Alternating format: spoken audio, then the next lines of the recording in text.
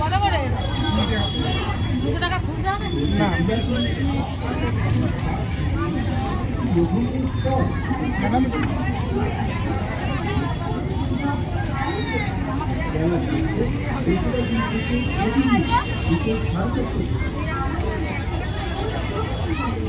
এক প্লেট দিন তো।